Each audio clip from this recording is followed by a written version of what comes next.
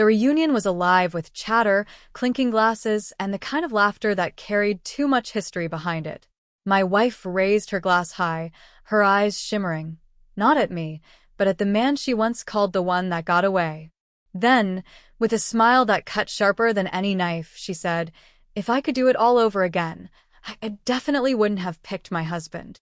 The room froze. The music, the laughter, the conversations, they all dropped dead in an instant. Every face turned toward me, waiting to see if I'd laugh it off, if I'd explode, if I'd crack. But I didn't. I felt nothing. No anger. No heat.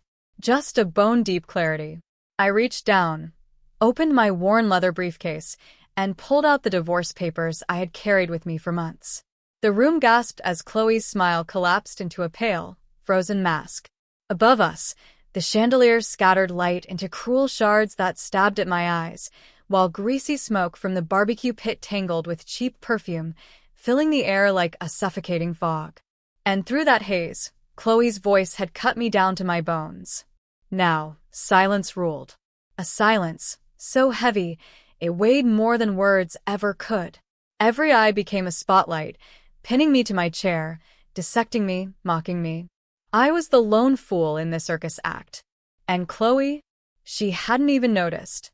Her face still carried that glowing look, the kind she had never once directed at me. It was for Leo. Always for Leo. But then she noticed the silence. She noticed me. And her face twisted, shock bleeding into shame, shame burning into fury. She leaned close, hissing through her teeth, her words coiled tight like venomous snakes. "Ethan, are you insane? Are you trying to make a scene in front of everyone?"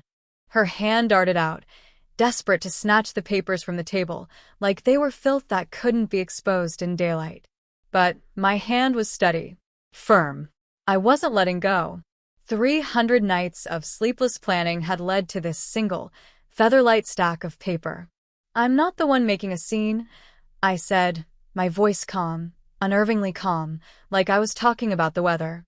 "You made your choice. I'm just making it official." A slick voice cut through the tension. "Hey man, don't be rash. Every couple fights."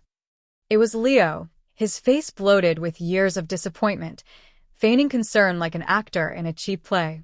He reached out, trying to pat my shoulder with the smug confidence of someone who thought he'd already won. But I shifted back, letting his hand fall into empty space. For the first time, I looked him dead in the eye, my gaze sharp, cold.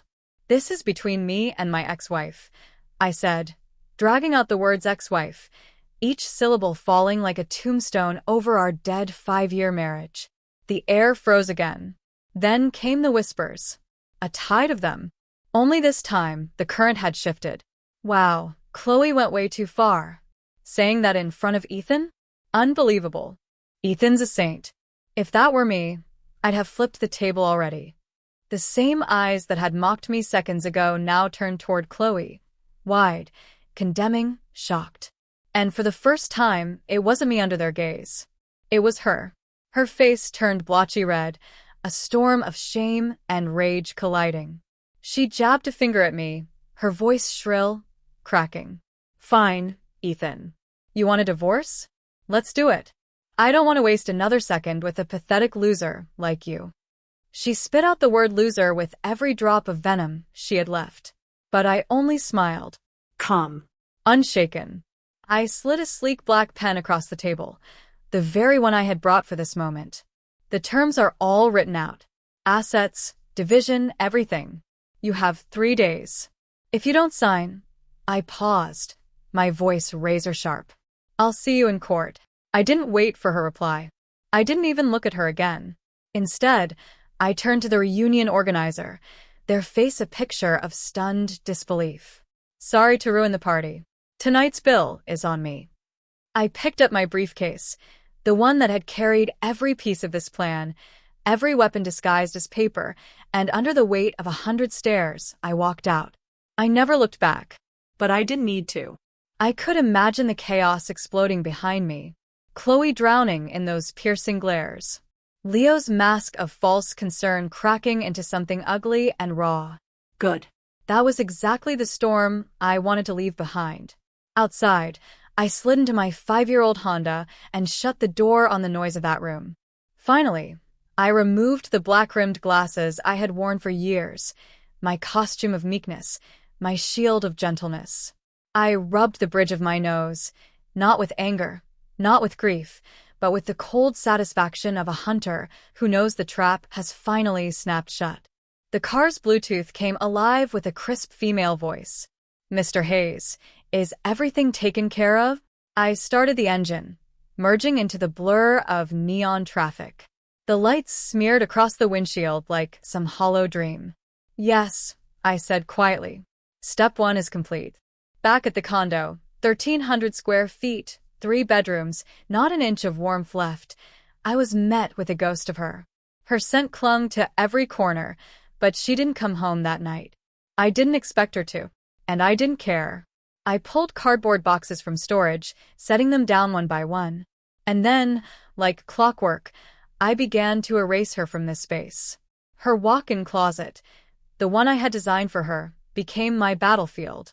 Dresses, bags, heels, all the things she worshipped, folded and packed away with mechanical precision.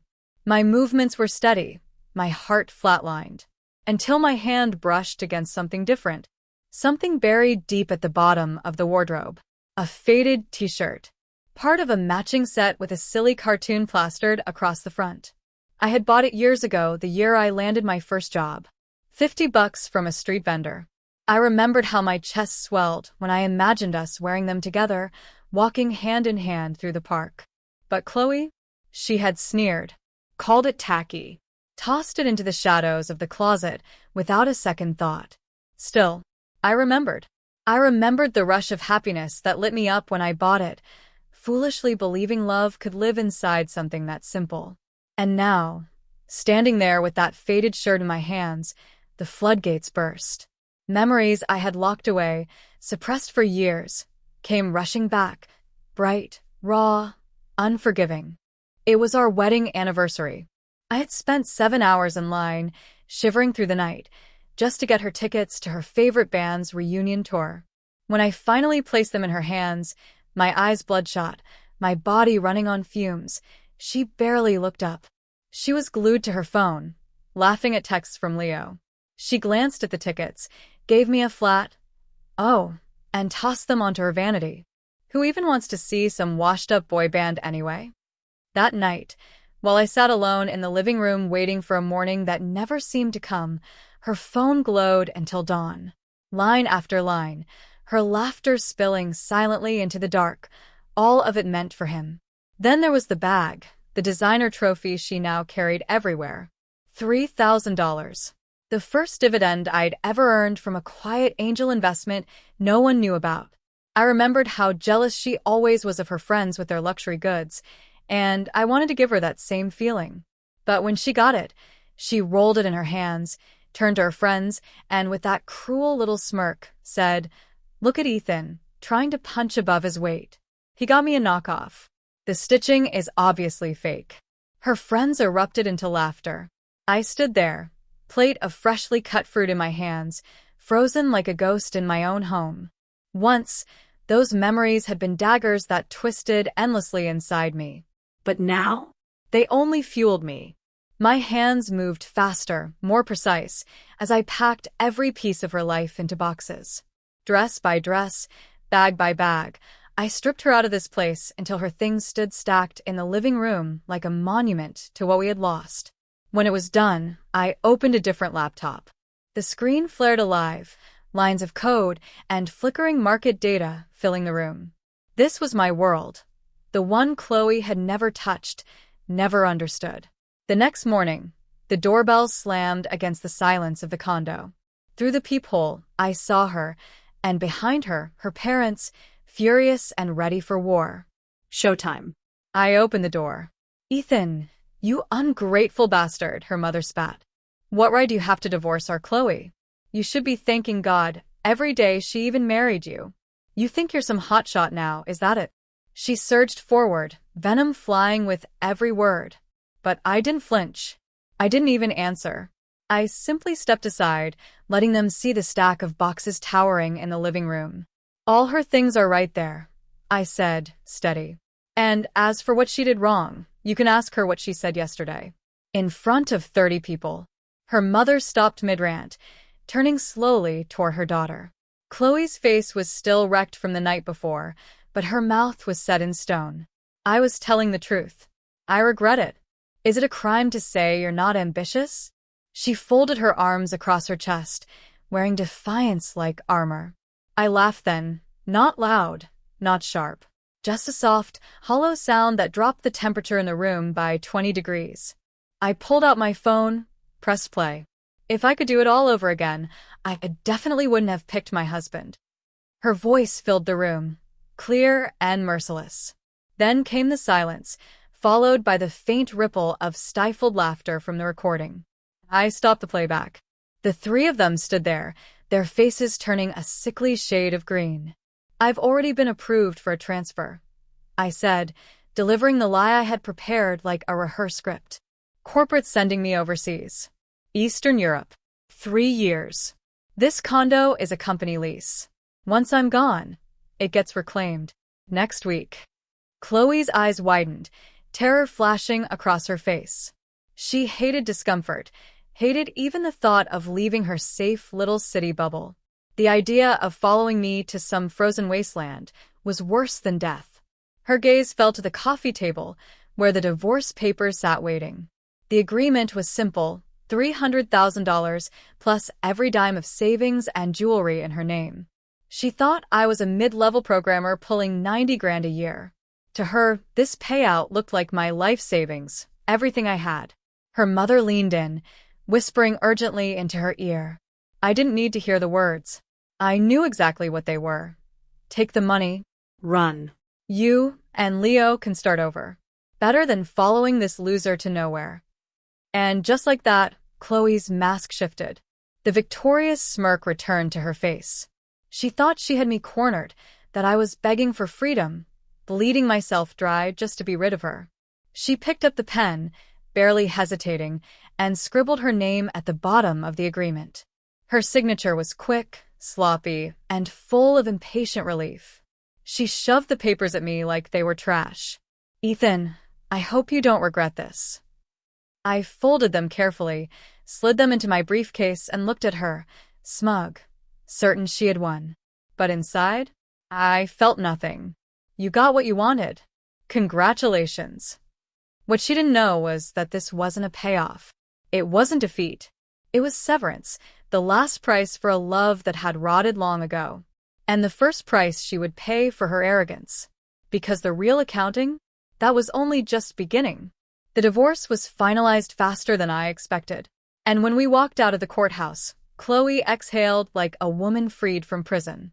She didn't glance back at me, not once. She all but skipped to the waiting Uber outside. My phone buzzed at the same time, the bank transfer confirmation. 300,000. Not a penny more. Not a penny less. She clutched it like a treasure, racing toward the future she thought she'd bought. I watched her dial Leo, her face glowing with excitement. She picked a steakhouse downtown, the kind of place she used to only dream about, scrolling through other people's Instagram stories. In her mind, the scene was already perfect. The divorce certificate on the table, a screenshot of her swollen bank account, and Leo finally looking at her the way she'd always wanted. She thought the night would be her rebirth. A fresh start.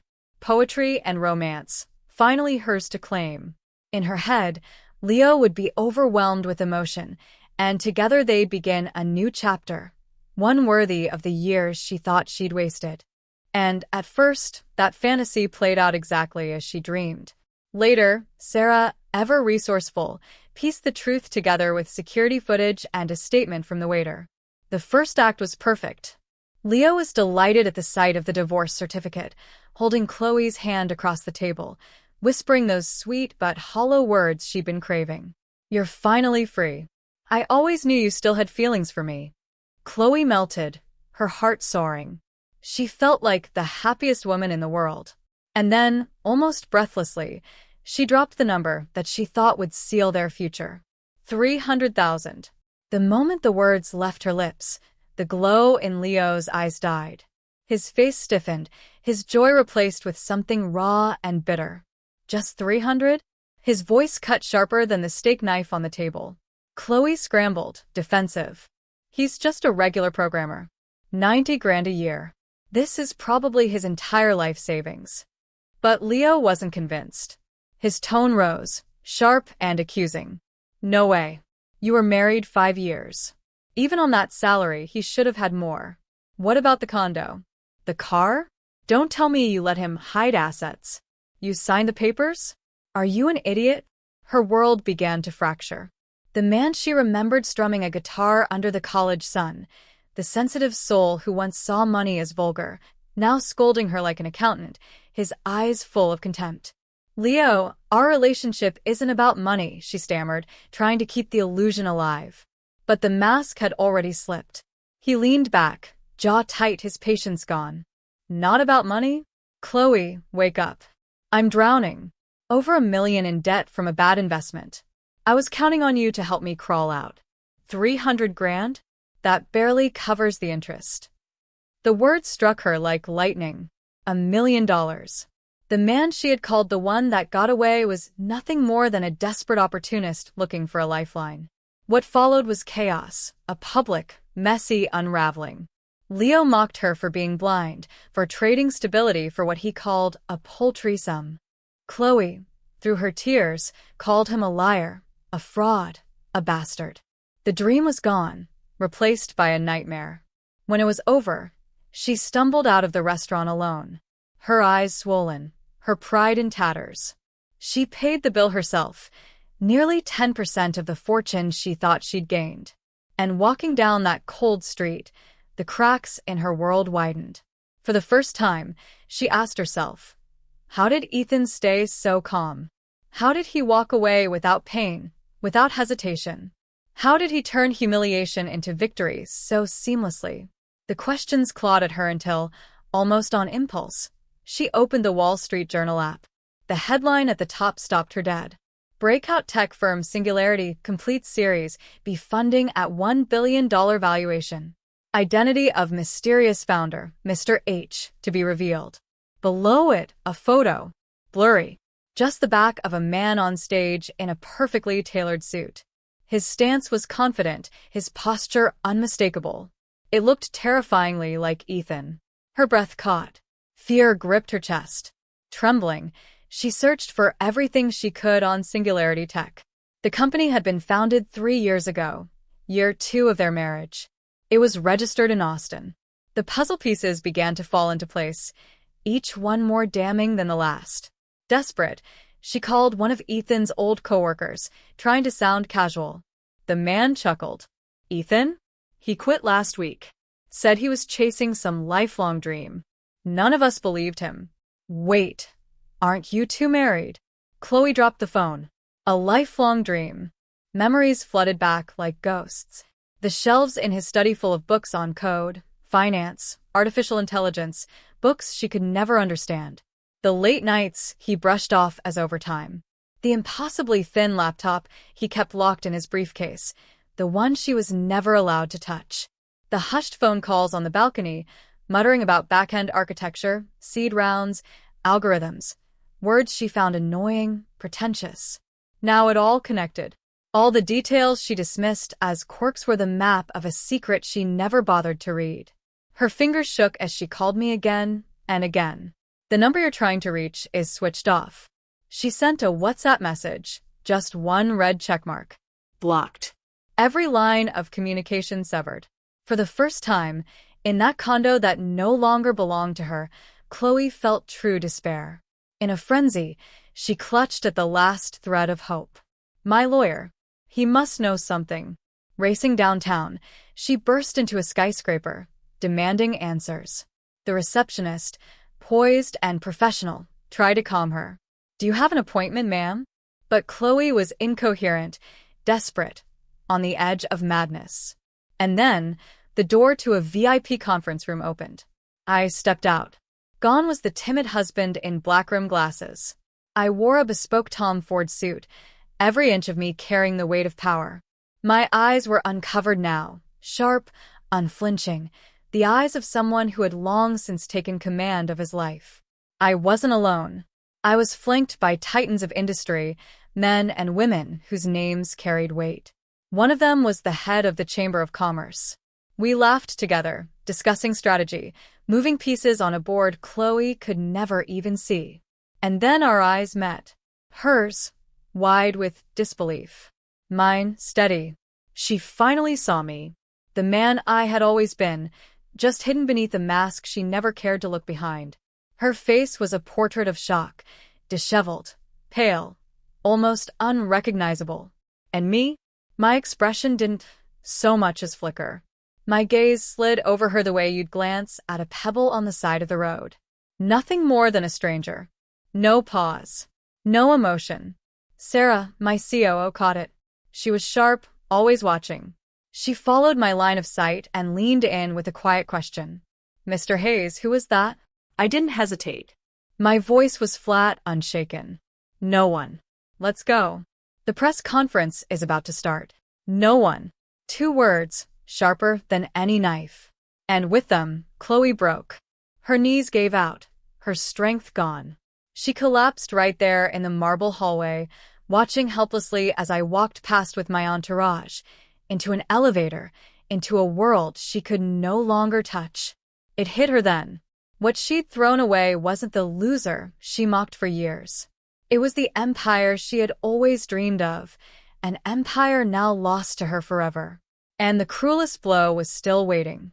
That afternoon, Singularity Tech Series' Befunding Conference streamed live across every major platform. Numb, like a zombie, Khloe clicked the link.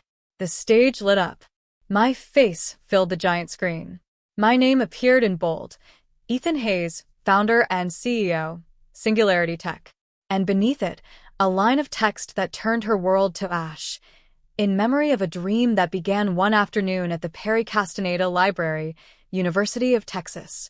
She remembered that day. Leo, in a white shirt, strumming a song on the lawn. She thought it was the most romantic moment of her youth. What she never knew was that 3 floors up, behind the glass, another boy was watching. Quiet, unnoticed. He saw a girl bathed in sunlight, lost in a book, and in his heart he planted a seed. That seed became Singularity. That boy was me. That girl was her. The press conference made headlines everywhere. Mysterious Mr. H revealed as Ethan Haze, the programmer who lived a double life. From 90,000 a year nobody to 10-figure tech titan. My story was everywhere. And Khloe? She wasn't the heroine. She was the cautionary tale, the pathetic footnote. She stumbled home. Her parents had already seen the news. Her mother, who once called me an ungrateful bastard, now slapped Khloe's back in fury. You blind, stupid girl. How could you throw away a man like that for some broke loser? Her father, usually silent, trembled with rage. Go. Find Ethan. I don't care if you have to beg. Get him back. And so began Khloe's desperate campaign. She waited outside my office tower, the same one she once mocked, thinking I only delivered food there. Now, she couldn't even get past the front desk. She lingered outside my villa in the hills, the gates sealed tight, security pushing her 100 yards away as my car slipped inside. She filled my phone with hundreds of texts. Please. Promises. Belated affection. Ethan, I was wrong. Please forgive me. I'll be a good wife. I know you still love me. Why else would you name the company Singularity? It's because of us, isn't it? But her messages never reached me. My assistant blocked every number. Security turned her away. Once, she even broke through a barricade at a business forum, throwing herself across the hood of my car. Makeup smeared, sobbing, begging. Ethan, please. Let's talk. I know you still love me. You named the company because of us. For the first time in years, I looked at her. I rolled down the window. My voice was colder than she had ever heard. Singularity refers to the Big Bang. Creation from nothing. Infinite possibility. Your imagination is impressive, Ms. Miller, but stop applying it to us. Her breath caught in her throat. I paused, then gave her the truth she had never wanted to face. And, besides, you're misremembering.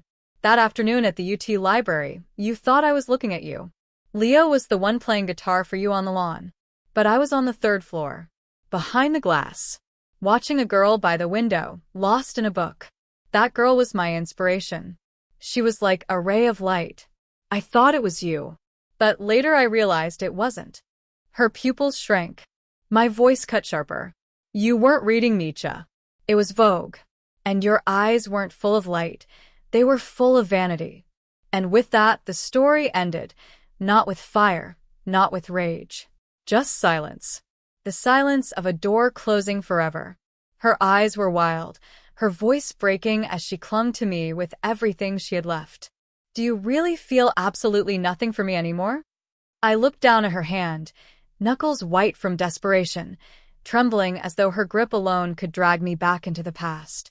Slowly, methodically, I peeled her fingers off my sleeve, one by one. Then, with deliberate calm, I pulled a handkerchief from my pocket and wiped the spot where she had touched me, as though erasing the last trace of her. My eyes locked on hers, bloodshot, frantic, begging, and I spoke the only words I would ever leave her with. Words I had sharpened over 300 sleepless nights. After that, the handkerchief fell into a nearby trash can, and without another glance, I walked away. In the rearview mirror, her figure grew smaller and smaller until she collapsed onto the side of the road. A shattered silhouette. Behind her, Leo stood for a moment, then shrugged and walked off, like a man discarding something broken he no longer wanted. I thought that was the end, but I had underestimated just how deep greed and shamelessness could run. Leo, seeing he couldn't bleed me directly, turned to poison. Fake accounts appeared online by the dozen. Rumors spread like wildfire. He painted me as a villain who had betrayed a loyal wife, stolen her youth, hidden assets, cheated with my COO. He even spun lies about how Khloe's family had given me my first break and how I had repaid them by abandoning her the moment I struck gold. The lies were detailed, convincing, complete with doctored photos that could fool anyone. And the world took the bait. Outrage exploded. The golden boy of tech was suddenly a monster in the headlines. My company's stock wavered. Partners called, their voices tight with doubt. Years of building an image, a dream, it all trembled on the edge of collapse. Sarah called, urgency lacing every word. Ethan, PR his plans. We can release a statement or pay him off to make it stop. I stood by the window, looking out at the city, its lights flickering like a restless ocean. My voice was steady, almost cold. Neither. Schedule a press conference. And call the police. There was a pause on the line. The police? That's right, I said. He wants a war? Then let's play for keeps. 2 days later, the world gathered. Every camera pointed at me. Every headline ready to write my downfall. But I didn't wear a power suit.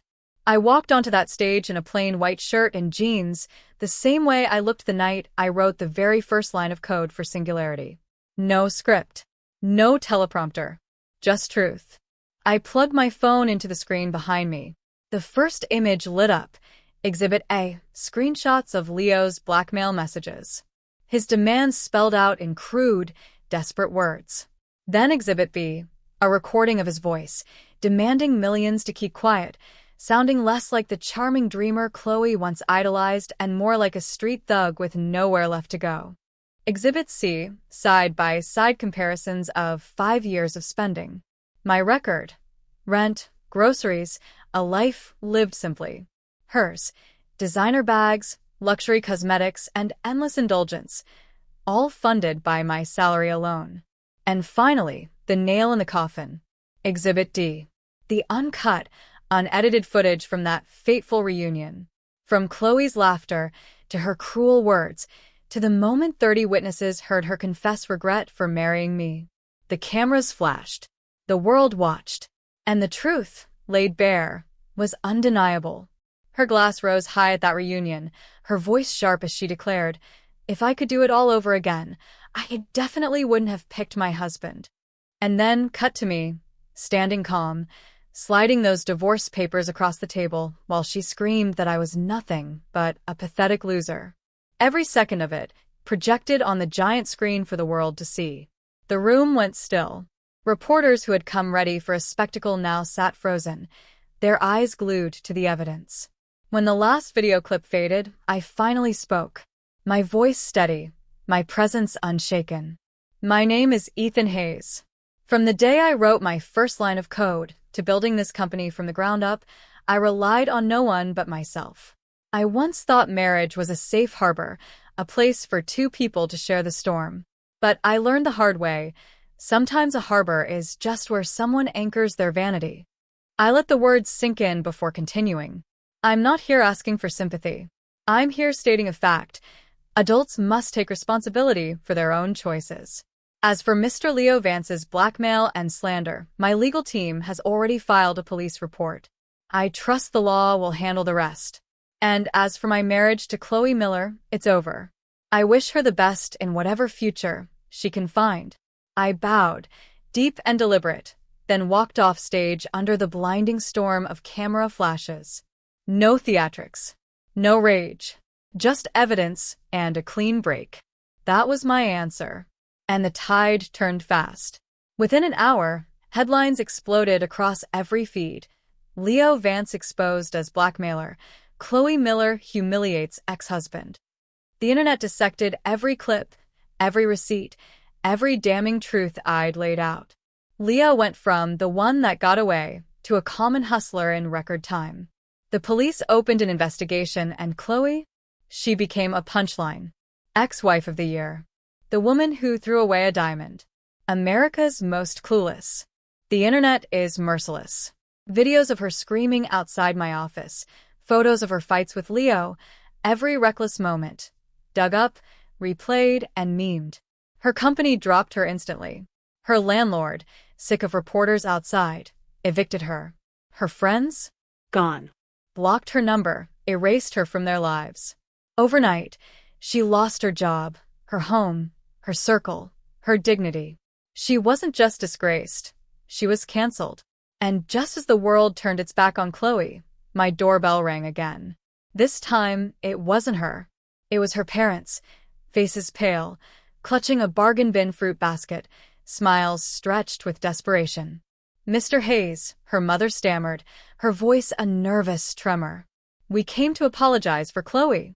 She knows she was wrong. She's just young, foolish. Please have mercy. Don't be so cruel. Her father nodded beside her, echoing the plea. I didn't invite them in. I leaned against the doorway, watching the performance. Then I pulled out my phone and pressed play. Their voices, crystal clear from their last visit. Ethan, you ungrateful bastard. Her marrying you was the best thing that ever happened to you. Is it a crime to say you're not ambitious? The color drained from their faces. I stopped the recording, met their eyes, and said, This isn't a charity. Your daughter made her choices. When you cheered her on as she signed those papers, did you think about your "she was your wife" speech then? I earned my dignity back on my own. She can do the same. I shut the door on their pleading, their curses muffled behind it. And for the first time in a long time, I sank into my sofa, exhausted, but free. But the doorbell rang again. Annoyed, I swung it open, expecting them still. Instead, I found my parents, my real parents, travel-worn, their eyes rimmed with red, holding their worry like heavy luggage. My mom broke first, tears streaming as she threw her arms around me. Son, you've been through so much. It's over now. It's all over. My dad's hand gripped my shoulder, his voice rough. We saw the news. We had no idea how hard it's been. We're sorry we couldn't give you more. My throat tightened. All the humiliation, the silence, the years of swallowing pain, it spilled out in that moment. But I forced a smile. I'm fine, Dad. Mom. I'm good. Really. I'm doing great. I let them inside. My mom looked around my home, tears falling again, but this time from pride. Good. My son is a success. From now on, you live for yourself. You don't take that from anyone ever again. And for the first time, I said it with conviction. Yeah. From now on, I live for me. But Khloe's fall didn't stop. It accelerated. Stripped of everything, she spiraled. Word spread that she tracked my parents to their hotel, collapsing in the lobby, begging them on her knees to intercede for her. When I got the call from security and rushed over, that's how I found her, hair disheveled, eyes hollow, a shadow of the woman she once pretended to be. I had her pulled away and my parents escorted safely upstairs. And then, I agreed to meet her. One last time. In the dim light of the hotel cafe, she sat waiting, fragile, broken, barely recognizable. And when her eyes met mine, she looked at me like a drowning woman spotting a savior, trying to throw herself into my arms. Ethan, please. I'm begging you. Forgive me. I know I was wrong. I'll do anything, just let me come back. Her voice broke into sobs that drew stares from everyone around us. I stayed still. Come. Watching the woman who had once devoured everything in her path, now undone by her own choices. Khloe, I asked quietly, do you even know what you did wrong? She froze, her eyes empty, before stammering the same lines over and over. I was wrong. I shouldn't have cared that you weren't rich. I shouldn't have fallen for Leo. I shook my head. No. Your real mistake wasn't chasing money. It was your arrogance. Your selfishness. You took everything I gave and treated it like nothing. You lived in a fantasy where you deserved more, while despising me for not fitting into your perfect dream. You never loved me. You loved the idea of what I could be. And when I didn't match that illusion, you tried to destroy me. Each word landed like a blade, cutting away the last of her excuses. She sat there, stunned, unable to speak. I stood. I'm not here to punish you, Khloe. You're not worth my revenge. Your punishment is this. You'll live the rest of your life haunted by regret. Day after day, asking yourself, what if? I walked away. Behind me, her muffled sobs filled the cafe. But I didn't turn back. The storm passed. Singularity tech stock, after a brief dip, shot to new heights. The company thrived, fueled by how decisively I had handled the firestorm. 6 months later, I stood on the NASDAQ stage, the bell ringing out as our company went public. My team roared with pride around me, and beside me stood Sarah, steady, brilliant, and smiling. That night, at the celebration, she raised a glass of champagne. To singularity, she said, her eyes shining. I smiled back. And to you. There would be no singularity without you. Our glasses touched, and in that quiet glance, an unspoken truth hung between us. Years of battles fought side by side. Countless nights building something from nothing.